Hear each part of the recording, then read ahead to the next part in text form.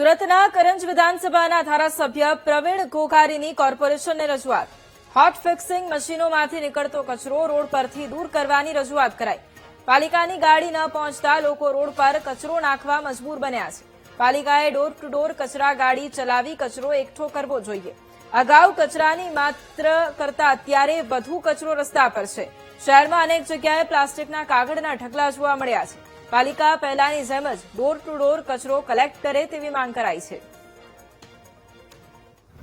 ગૃહ ઉદ્યોગનો વિસ્તાર બહુ વધી ગયો છે ત્યારે રોડ પર જે કચરું નાખે છે, અત્યારે જે રીતે પહેલા મને યાદ છે કે 3-4 મહિના પહેલા 20 થી 25 ટન કચરું આવતું, ત્યારે હમણાં કોર્પોરેશને જે એમના આંકડા આપ્યા 40 ટન સુધી દરરોજ રોડ ઉપરથી કચરું ઉચકવામાં આવે છે.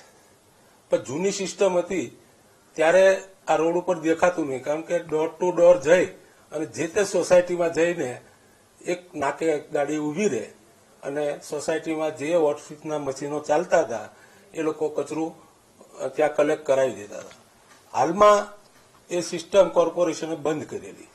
અમે એક જ રજૂઆત કરી કે પહેલા જે સિસ્ટમ હતી એ ચાલુ કરો